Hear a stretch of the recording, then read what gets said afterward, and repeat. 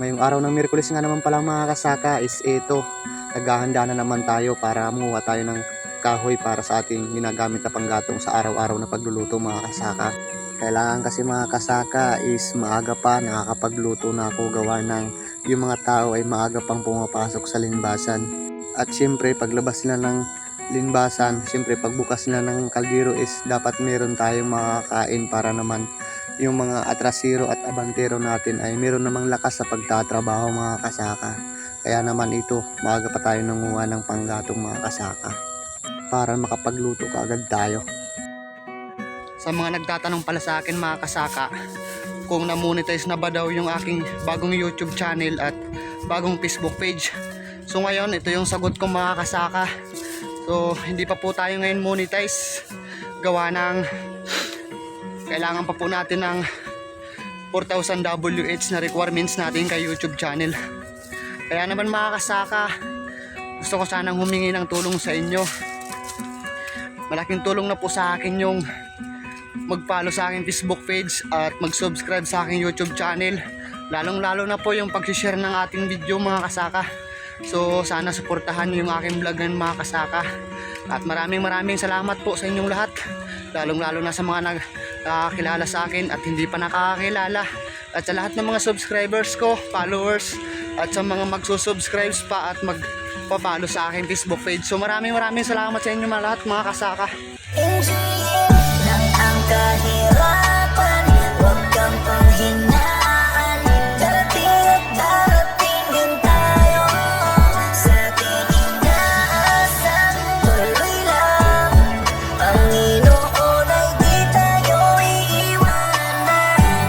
Magtiwala. Kahit na anong mangyari kung tiyain, ibaba man ng marami. Kung mahirap ay hindi yan basiyan. Sipagan at sipagan, kabutihan ay palaging tuloy lang. Napakasarap ang buhay sa simpleng pamumuhay kung saan dito tayo ay sanay. Dati pang naglalakbay sa kahirapan, pagod na ako pero tiniis ko lang at tinitiis ko lang. Lalo't merong pamilyang umaasa, nagbibigay pag-asa, nagtutulak para umabanti pa, para ituloy ko pa ang mga nasulat na at pinapangarap pa. Kahit di man sigurado, malabo man masyado ay tinutuloy-tuloy. Kahit para na akong lumalangoy sa nagbabagang kumunoy. Hirap ang iwasan, proseso, enjoyin mo lang at laging tatandaan. Enjoyin lang ang kahirapan, huwag kang panghinaan. Darating at darating din tayo sa ating inaasam. Tuloy lang, Panginoon ay di tayo iiwanan.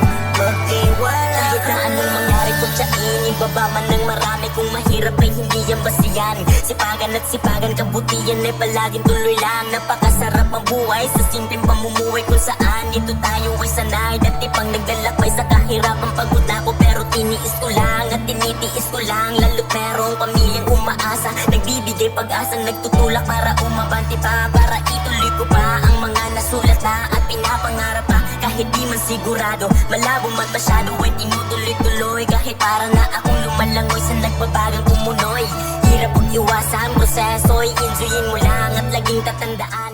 Enjoyin lang ang kahirapan, huwag kang panghinaan.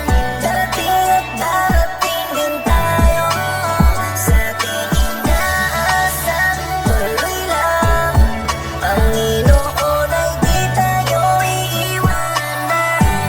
Magtiwala. Kahit na anong mangyari kung tiyain, ibaba man ng marami. Kung mahirap ay hindi yan basiyan. Sipagan at sipagan, kabutihan ay palaging tuloy lang. Napakasarap ang buhay sa simpleng pamumuhay kung saan dito tayo ay sanay. Dati pang naglalakbay sa kahirapan, pagod na ako pero tiniis ko lang at tinitiis ko lang. Lalo't merong pamilyang umaasa, nagbibigay pag-asa, nagtutulak para umabanti pa, para ituloy ko pa ang mga nasulat na at pinapangarap pa. Kahit di man sigurado, malabo man masyado ay tinutuloy-tuloy. Kahit para na akong lumalangoy sa nagbabagang kumunoy. Hirap ang iwasan, proseso, enjoyin mo lang at laging tatandaan. Enjoyin lang ang kahirapan, huwag kang panghinaan. Darating at darating din tayo sa ating inaasam. Tuloy lang, Panginoon ay di tayo iiwanan. Magtiwala. Kahit na anong mangyari kung tiyain, ibaba man ng marami kung mahirap ay hindi yan basihan. Sipagan at sipagan, kabutihan ay palaging tuloy lang. Napakasarap ang buhay.